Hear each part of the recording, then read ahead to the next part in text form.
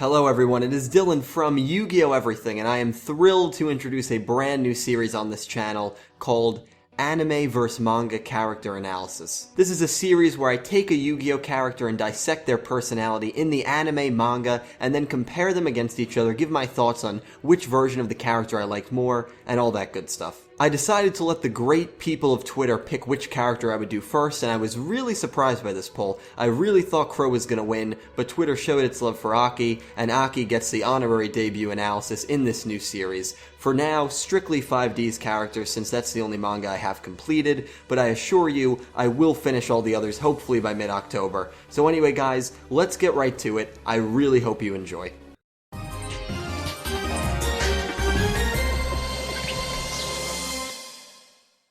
Aki Izayoi, or Akiza Izinski in the dub, is the main female lead in the Yu-Gi-Oh! 5Ds anime. She is one of the 6 signers, which is still funny to me how the show is called 5Ds, yet there are 6 signers, haha.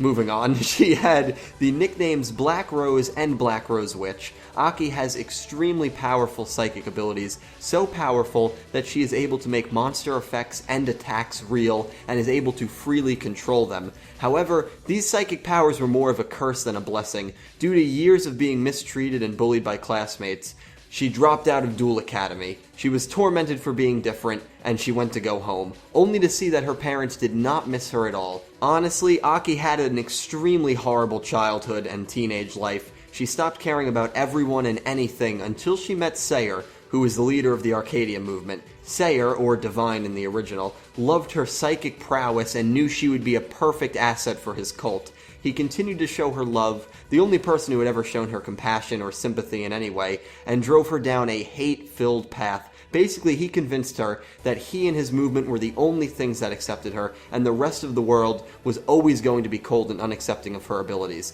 However, she really came to a turning point in her life when she met Yusei. The duel she had with Yusei is one of my favorite 5Ds duels, and was the first time the viewer really got to see how torn of a character she was. She put on this facade almost the entire duel, dealing very brutal real-world damage to Yusei in the process, almost destroying the entire arena. But by the end of the duel, she mutters the words, "Help me," and you really begin to realize how torn she is as a person. Her performance in the Arcadia movement began to slip after this duel, with even Divine noting that her feelings for Yusei could be the reason she is not 100% focused like she used to be.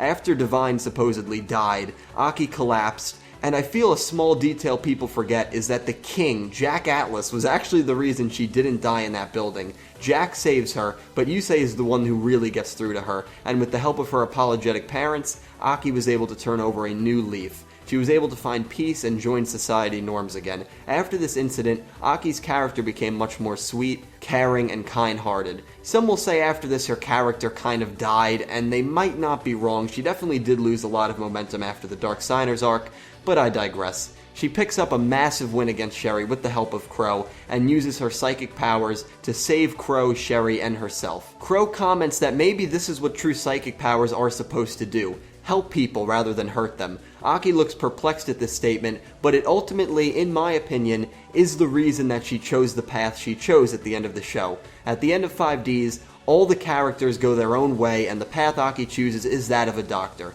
She was 16 when she debuted, and 10 years later, with the help of her friends, family, and her own willpower to get through difficult times, she achieved her goals of being a doctor. Even though she definitely took a backseat down the stretch of the 5Ds anime, she is still one of my favorite female characters in all of Yu-Gi-Oh!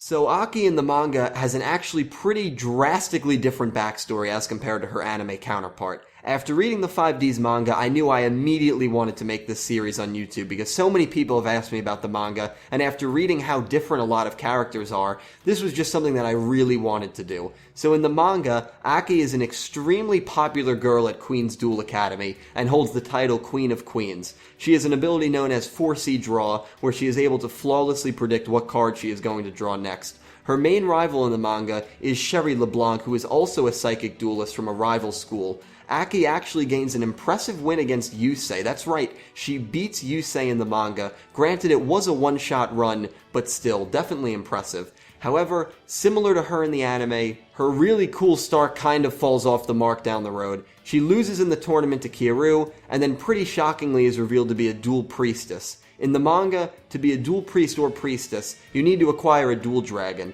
All the dual dragons are closely based or are the exact same as the signer dragons from the anime. Aki's dual dragon is called Moonlight Dragon Black Rose, similar sounding to her Black Rose dragon from the anime. All the dual priests and priestesses are based off a counterpart from the ancient past. Go figure. I feel like this is just like Duel Monsters where Yugi and Kaiba and Dark Magician Girl all had ties to ancient Egypt. It's just always confusing for me. I know some people don't like the element of brainwashing and mind control, and I personally am not a big fan of this time travel element, but once again, another rant for another time. Aki ends up being stabbed in the back by Rex Godwin and his brother Roman as she loses a duel to Sect, a manga-only character for those of you that maybe have never read the manga. After being defeated, Aki is taken by Sect to a special room inside the aerial fortress Siebel. Later, when Sect and Yusei begin their final duel, we see Aki's current situation, and we see she's being offered as a sacrifice to the ultimate god's revival. Every time Yusei took damage in the duel, Aki felt the pain of the attack. After Yusei defeats Sect, Aki falls from the tower and is saved by, you guessed it, the king, Jack Atlas. Aki watches from the ground while Yusei defeats the ultimate god and saves the world.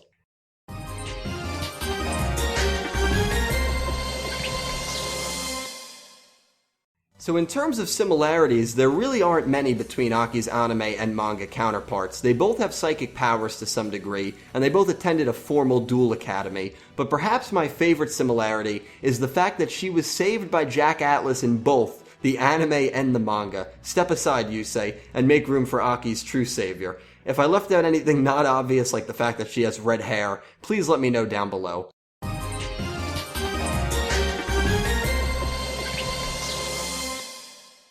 There are surely a lot more differences than there are similarities. For starters, even though I touched on them both having psychic abilities, Aki's psychic powers are much stronger and more uncontrollable in the anime. In the manga, she has a very good grip on her powers. Also in the manga, she is able to predict what card she will draw next, which is a power she does not have in the anime. In the anime, she can inflict real damage, which is something she can't do in the manga. So even though she's psychic in both, there is a very big discretion in the type of ability she has. In the anime, she was bullied by her classmates, while in the manga, she is idolized by her classmates. Being called a witch and being called a queen is about as polar opposite as you can get. While her family plays a decently important role in her backstory in the anime, we are never introduced to her family in the manga. Her feelings for Yusei are a lot more hinted at in the anime. It is pretty obvious that she has a very strong crush on him. She almost blabs out that she loves him during the last episode before stopping herself. Then they embrace, and,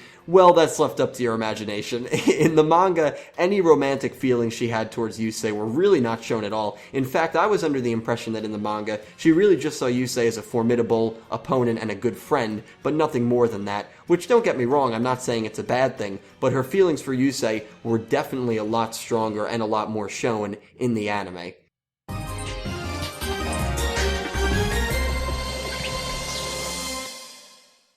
I'll try to analyze the differences in her decks the best I can. As you guys know, the trading card game itself is not necessarily my forte.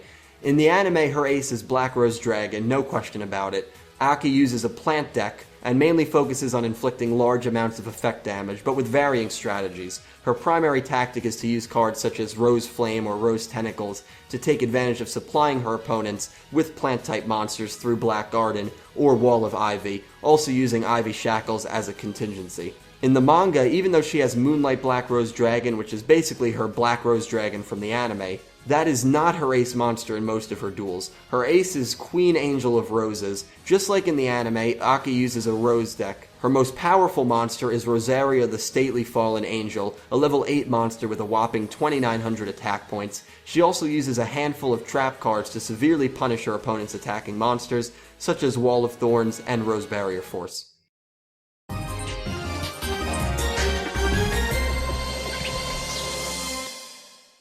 So this is the segment where I give my opinions on which version of Aki I like better, and I have to say, I liked Aki in the anime better than I liked her in the manga. Now there's not many characters so far that I enjoyed more in the anime than their manga counterparts, but I just feel like Aki had a really well put together and dark backstory in the anime. She really had to defeat her demons, and watching her struggle through those times really made me fall for her character. In the manga, that element was gone, completely gone, and was replaced by her being idolized and being a queen at her duel academy. Nothing is wrong with that, but you guys know by now, I love dark stories and dark elements, so in this case, I just enjoyed Aki more in the anime than in the manga. Sure, she took a backseat after the Dark Signers arc, but I still think that she has been one of the better female characters in all of Yu-Gi-Oh! To date, but that's just my opinion.